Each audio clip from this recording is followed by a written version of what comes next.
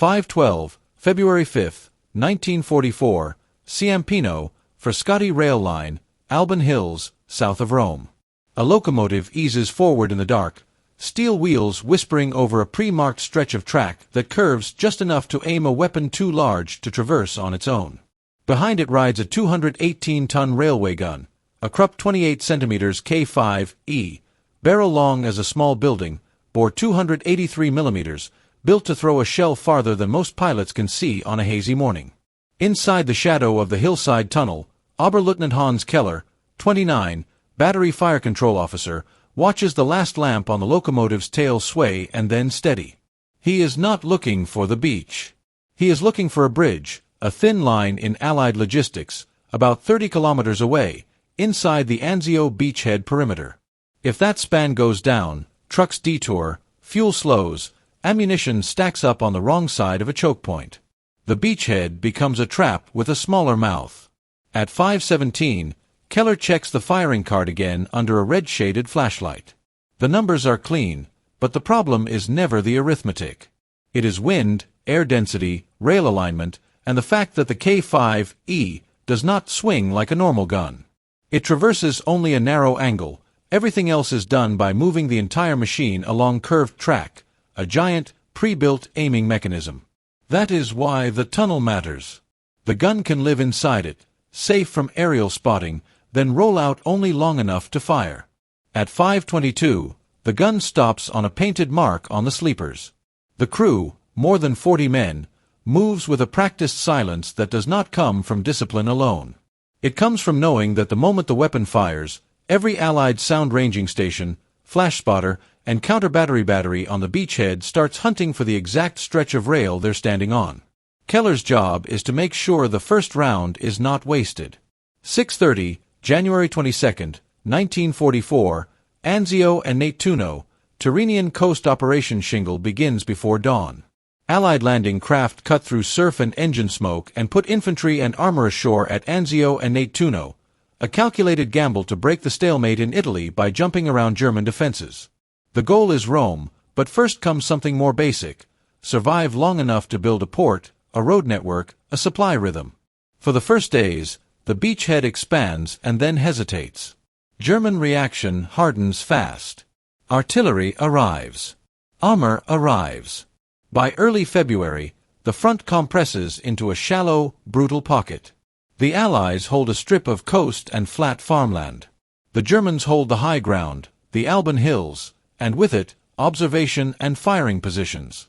This is where the K5E enters the story. Germany has field guns, heavy guns, and coastal artillery. But the K5 is something else: railway artillery, built for siege warfare in an age already moving past sieges. In standard configuration, it can fire a 243-kilogram shell to long range. That reach is not the point here.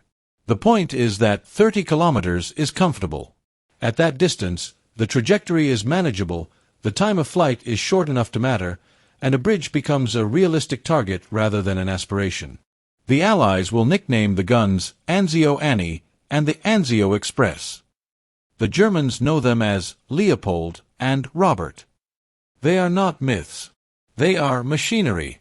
5:31, February 5, 1944, tunnel mouth, Alban Hills. The loading sequence begins. AK-5E round is not manhandled. It is managed by winches, hoists, and routine. The shell comes from an ammunition wagon, lifted, aligned, and guided into the breech with a process that looks slow until you understand what fast means at this scale. The barrel is long, over 21 meters, and built to handle high pressure. The shell leaves the muzzle at extreme velocity, closer to naval artillery than to field batteries. At 5:38, Keller listens to the meteorological report read off a board: wind speed aloft, direction changes, temperature. Every variable becomes drift. Drift becomes meters. Meters become a miss, on a bridge that might only be several meters wide at its critical point. The bridge is not a romantic target. It is a practical one, a crossing on a supply route feeding the beachhead's forward lines. Knock it out and you force engineers into the open. You slow ambulances. You make ammunition arrive late. You create traffic jams that artillery can then exploit. At 5:41, Keller verifies the aim method. The gun is parked on the curve with exact wheel placement. The elevation is set. The fuse choice is confirmed. High explosive, with delay settings considered to punch into the structure rather than burst in air. He knows the hard truth. One hit may not be enough. Bridges break when supports crack, when spans twist, when repeated shock loads do their work. The K5 can be accurate, but accuracy is not certainty. A bridge can survive near misses and keep carrying trucks. At 5:44, Keller raises binoculars toward the west, not to see the bridge, impossible from here, but to gauge dawn. He is thinking about aircraft. The K5's signature is not just the flash. It is the smoke, the dust, the unique blast that makes men on the beachhead look up and say, "That one again." At 5:47, he hears the final report from the breach crew. Closed. Locked. Ready. A senior NCO calls out the last safety check. Men step back into their positions as if they are taking cover from something personal. At 5:49, Keller gives the firing solution to the gun captain. The captain repeats it. The repetition is not ritual. It is error control. When a mistake costs a 243-kilogram shell and reveals your location, you learn to speak numbers twice. At 5:50, Keller's throat tightens. Not fear of death, not exactly, but fear of failure. German infantry below the hills is fighting to compress the beachhead. This gun is supposed to make that fight easier. If the bridge stays up, the beachhead stays fed. At 5:51, the order comes. The gun fires. The recoil drives the carriage back against its buffers. The blast slaps the tunnel mouth and rolls down the hillside like a physical object. The shockwave makes loose gravel dance on the ballast. Men blink and breathe smoke. Somewhere far to the southwest, over a flat stretch of contested ground, the shell is already on its way. And on the Anzio beachhead, men who have never heard the gun up close will still recognize it by what it does next. A rising, distant whistle, then the hard, violent punctuation of impact. At 5:52, Keller looks down at his stopwatch. He is counting seconds not for drama, but for mathematics. Time of flight tells him what the air did to the shell. It tells him what correction to apply. The bridge is 30 kilometers away. The first round is only the opening question. At 5:52, Keller keeps his eyes on the stopwatch and forces himself not to imagine the bridge. He cannot afford imagination. He needs data. At 5:53, a field telephone rings in the tunnel. A forward observer, one of the few German eyes with a partial line toward the target area, reports the only thing he can with confidence. Impact heard, dust column seen, no immediate structural collapse observed. The message is clipped. The observer's position is vulnerable. He is already moving. At 5:54, Keller marks the correction on his firing card.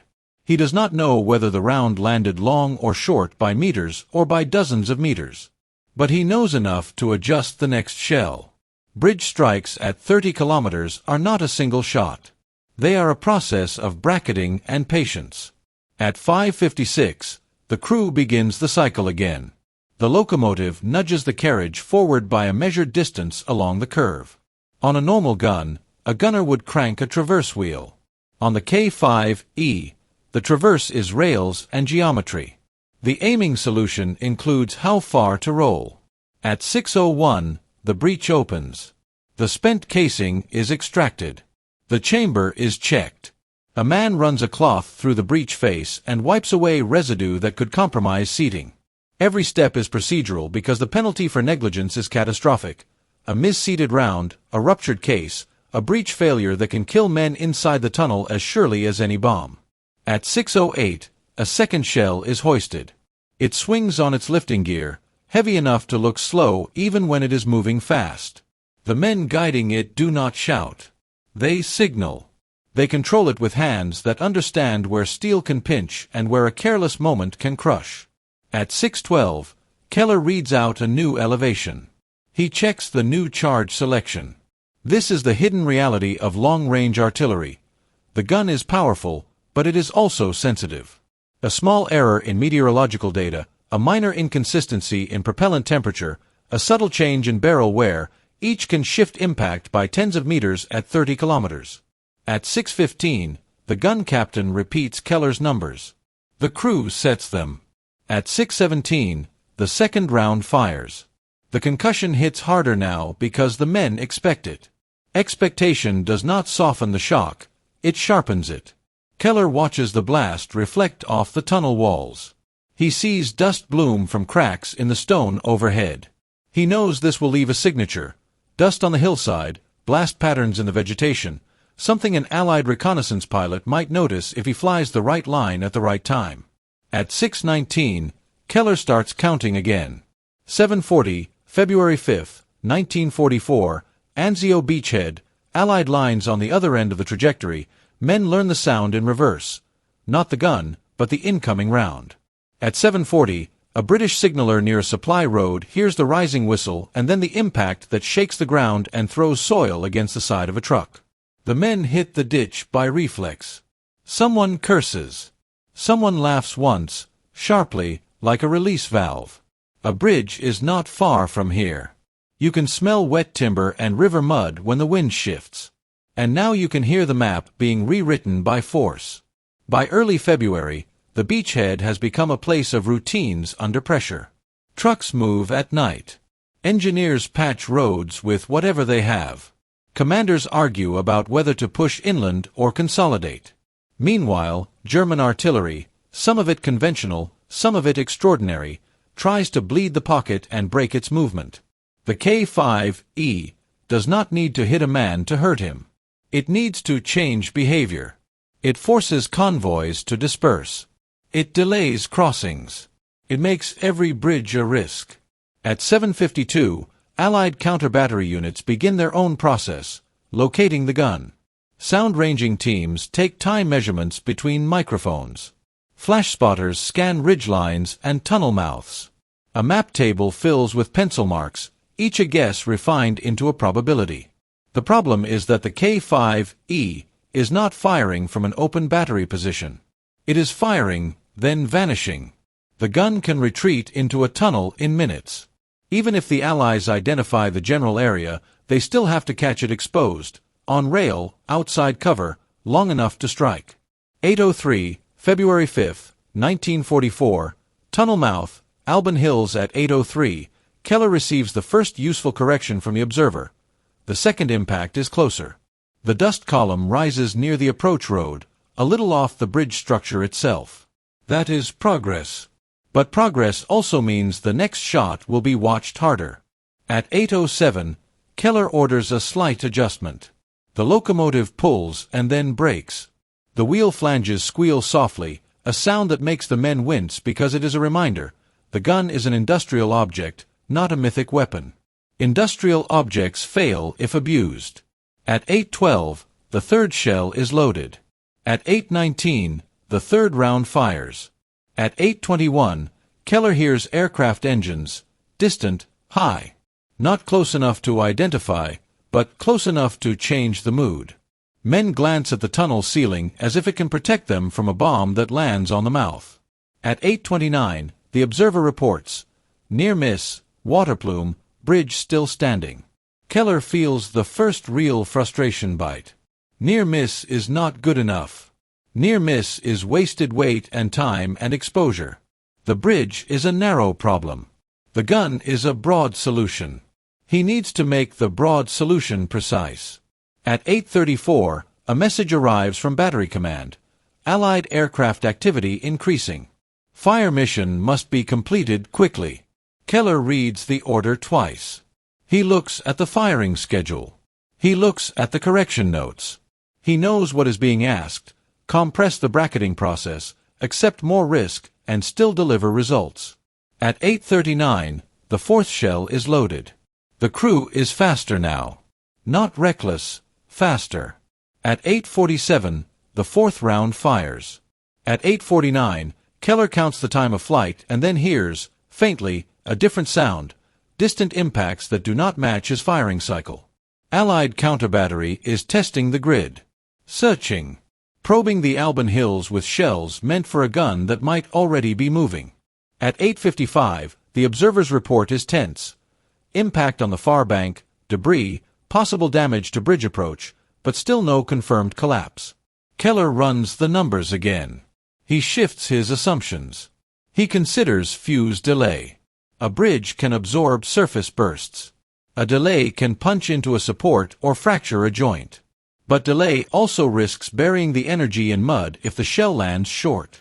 At 30 kilometers, the bridge is not the only variable. The ground under it matters. At 9:02, Keller makes a decision. Adjust the fuse settings for the next shot. Increase the chance of structural damage. Accept the risk of an imperfect detonation. At 9:06, the fifth shell is lifted into position. At 9:11, Keller hears the aircraft again, closer now. Someone outside the tunnel shouts a warning. The gun captain looks at Keller as if asking whether to stop. Stopping means losing the window. Continuing means inviting the strike. Keller does not hesitate. At 9:13, the fifth round fires. The blast is followed immediately by frantic motion. The locomotive couples and begins to pull the gun backward into the tunnel. The crew does not wait for impact reports. They do not wait for confirmation. They move because survival is also a fire discipline. At 9:17, the gun disappears into darkness as the sound of aircraft grows louder overhead. 9:20, February 5, 1944, above the tunnel, Alban Hills. At 9:20, bombs fall somewhere along the ridgeline. The ground shakes. Dust rolls down the hillside like fog. The tunnel mouth survives, but the message is clear. The Allies are learning. Maybe not precisely, but enough to make the gun's next appearance more dangerous. Inside the tunnel, Keller wipes grit from his eyes and listens for the observer's report that might justify the risk they just took. At 9:26, the report comes. The fifth shell struck close enough that debris fell from the bridge structure. There is damage now. The bridge is still not down, but it is not untouched. For Keller, that is the moment the mission shifts. Knocking out the bridge is no longer theoretical. It is now a matter of time, ammunition, and whether the K5E can keep appearing long enough to finish the job without being destroyed. At 9:31, Battery Command issues new instructions. Relocate. The gun will not fire from this tunnel again today. The Allies will mark it. The next mission will come from a different curve, a different mouth, a different slice of rail. At 9:38, Keller climbs onto the carriage and looks down the tunnel, where the locomotive idles in smoke and dim light. He is not proud. He is not celebrating. He is already thinking about the next firing position, the next set of calculations, the next moment when a bridge 30 kilometers away becomes a point on a card and a test of whether super-heavy artillery still has a place in modern war. The K5E is moving again, and the bridge is still standing, for now. The locomotive pulls deeper into the tunnel, brakes squealing once, then settling into a steady idle. The crew's breathing is loud in the dark. Keller listens for the next thing that matters. Not the observer, not the bridge, but the sky. At 9:44, the first aircraft passes directly overhead. The sound is clean and fast, fighter-bomber engines, not the slow churn of reconnaissance. Men press against the tunnel wall, as if stone can absorb blast. The gun captain signals for silence. Even talking feels dangerous here. At 9:51, bombs hit the ridgeline again. The tunnel mouth flashes white and then brown with dust. A chunk of rock falls near the rails with a crack that sounds like a rifle shot. The locomotive driver flinches but keeps his hands steady on the controls. A derailed wheel here would not just trap the gun. It would trap the crew. At 10:03, the aircraft noise fades. Keller waits another full minute before allowing himself to move. He climbs down from the carriage and walks the length of the gun, feeling the warmth bleeding from the barrel. It is heat from pressure and friction, not from sunlight. The K5E is a long-range instrument, but it is still a machine that can be worn out by urgency. At 10:12, Battery Command confirms the relocation route. Out of this tunnel, north along the line, then a spur into another covered position where the gun can be aimed on a different curve. The plan is not elegant. It is survival. Change the pattern before the enemy turns probability into certainty. At 10:18, the crew begins securing equipment. Shell hoists are locked. Tools are stowed. The ammunition wagon is coupled. AK-5E does not travel light. It brings its own world with it: rails, cranes, maintenance kit, spare parts, and men trained to keep a temperamental giant firing. At 10:27, Keller checks his map. 30 kilometers is not a long distance for a shell. It is a long distance for a firing solution. Every new position means new reference points and new uncertainties. He has to rebuild the geometry, track orientation, curve radius, elevation differences, aiming marks, before the next mission can happen. At 10:33, the locomotive eases forward. The gun rolls out of the tunnel in daylight for the first time today. Men keep their eyes on the horizon, expecting aircraft to return the moment sunlight catches the barrel. At 10:41, they pass a stretch of olive trees and low stone walls. Civilians are gone. The countryside looks abandoned, but it isn't. There are always eyes. There are always people who will report a moving gun, because people in war report what they think will keep them alive. At 10:58, the column slows at a junction. A railway engineer with a clipboard and a nervous face signals the driver to proceed onto a spur line. Keller watches the point switch and thinks about sabotage and accidents. Rail artillery is powerful, but it is also hostage to steel rails and small human mistakes. At 11:14, the train disappears into another cut in the hillside. The new tunnel is shorter. The concealment is adequate, not perfect. Keller does not like it, but Battery Command wants another firing window before night. At 11:26, Keller sets up the fire control board again. He has meteorological readings from earlier, but they are already aging. Conditions change by hour in the hills. He sends a runner to confirm new wind and temperature data. The runner returns at 11:34, breathless, holding a slip of paper like it is ammunition. At 11:38, Keller does the math again. He writes corrections in pencil because ink is too final. 13:10, February 5, 1944, Anzio beachhead, bridge approach at 13:10. An Allied engineer captain stands under camouflage netting and watches vehicles inch across the bridge in spaced intervals. The rule is simple: don't cluster.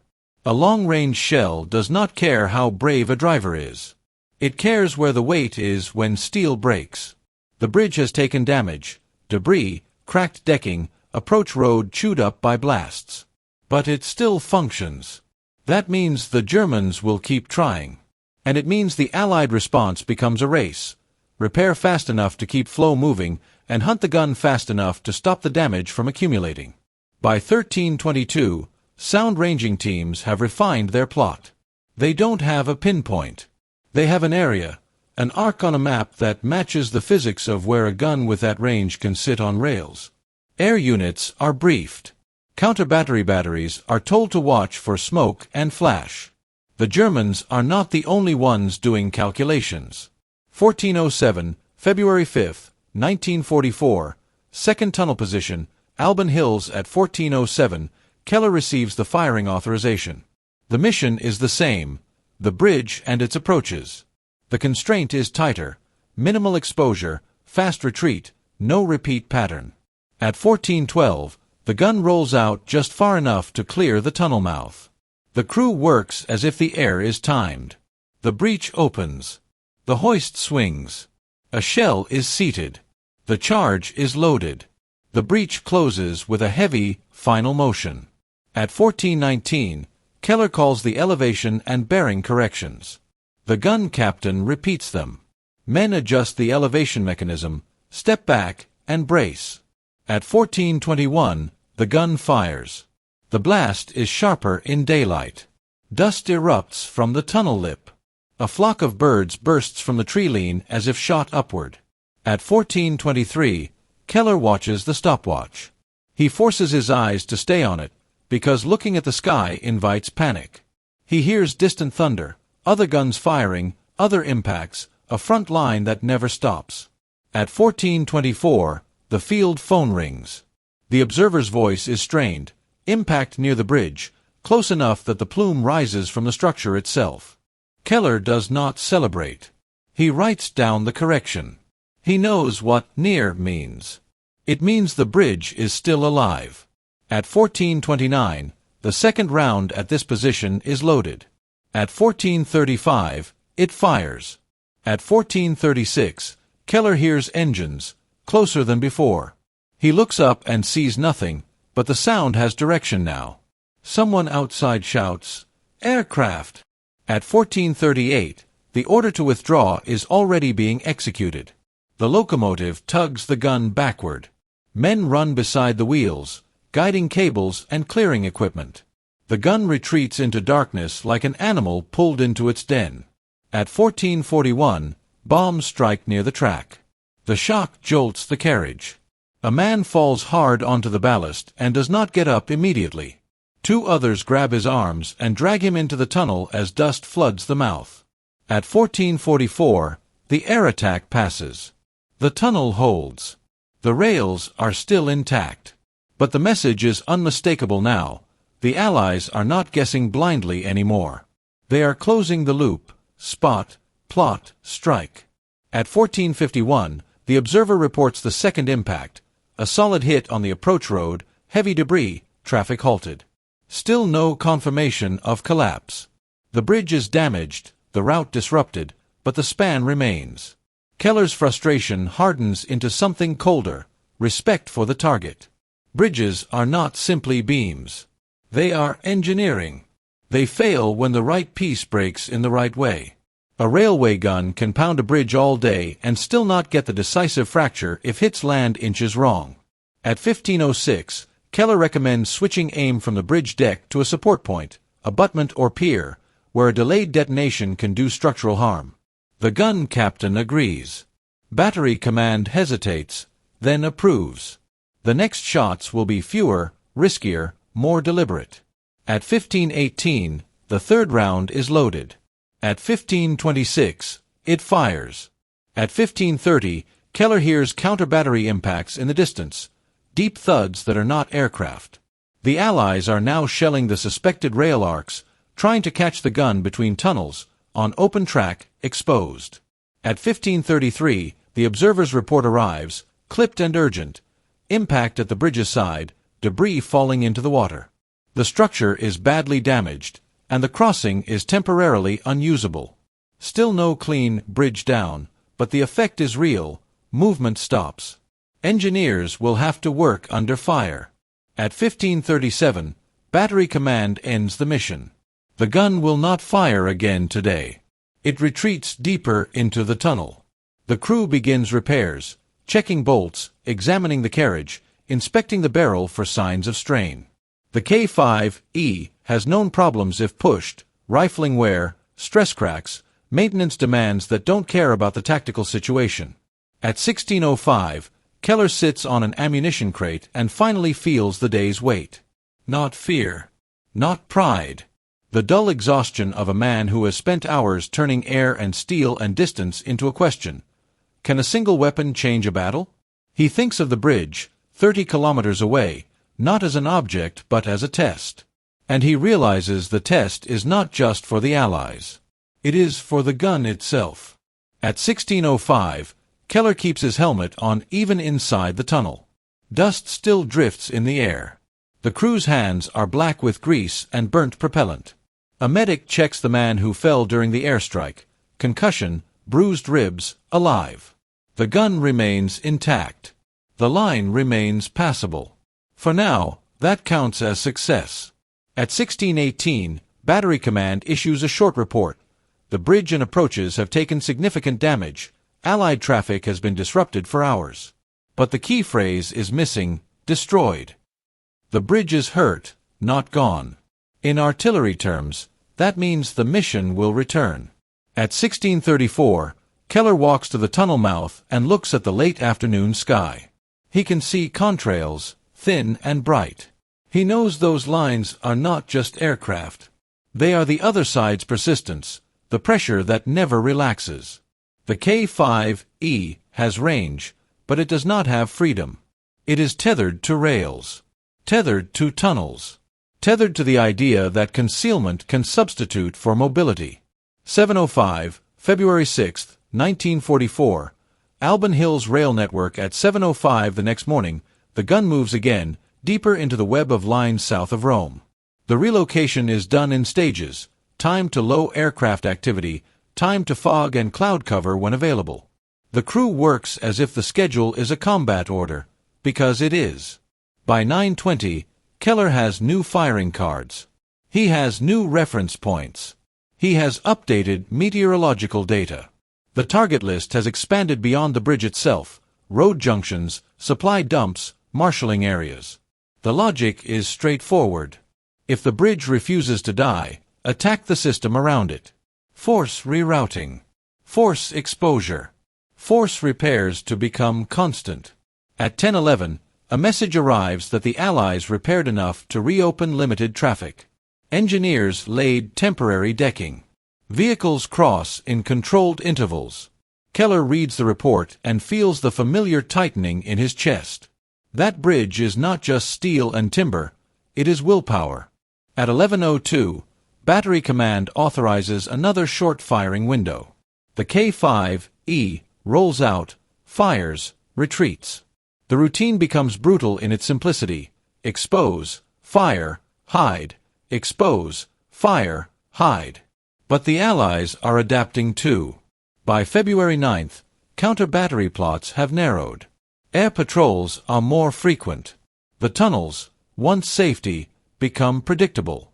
The Germans respond by shifting positions more often, using alternate tunnel mouths, firing fewer rounds per sight, and increasing deception: smoke pots, dummy flashes, and conventional artillery firing in timed sequences to confuse sound ranging.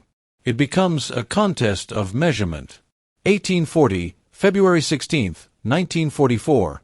The gun is a system, not a single barrel. By mid-February, the story of Anzio Annie is no longer just the gun.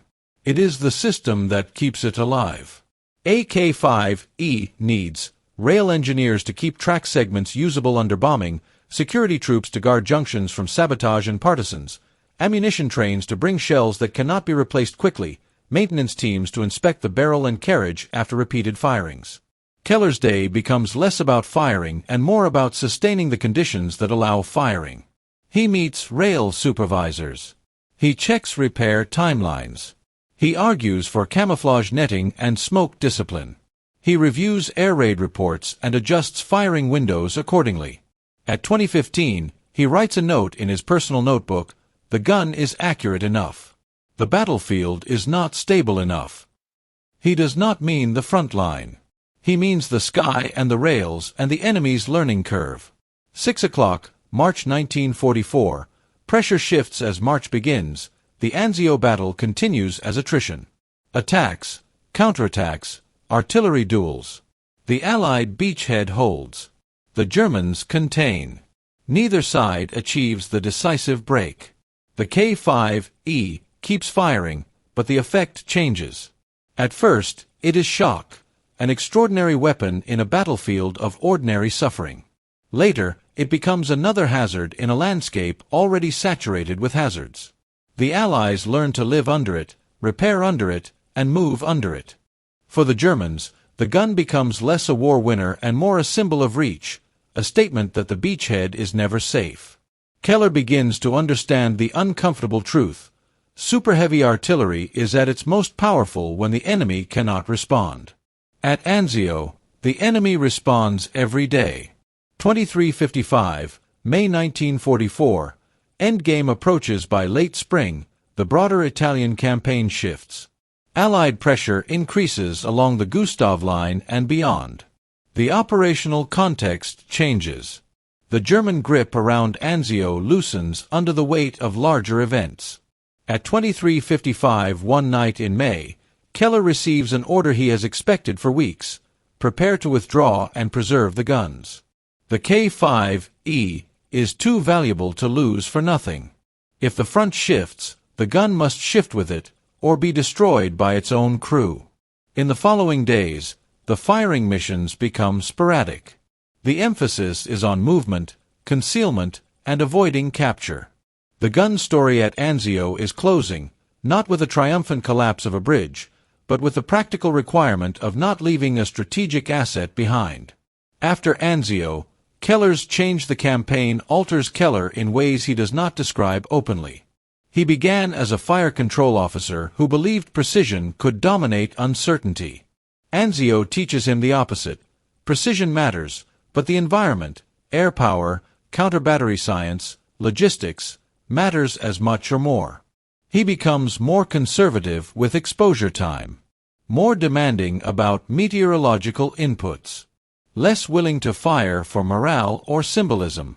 He pushes for fewer rounds with higher probability, and he argues against lingering for one more shot. He starts to think like a man managing risk, not like a man chasing a perfect hit. In later assignments, he trains younger officers.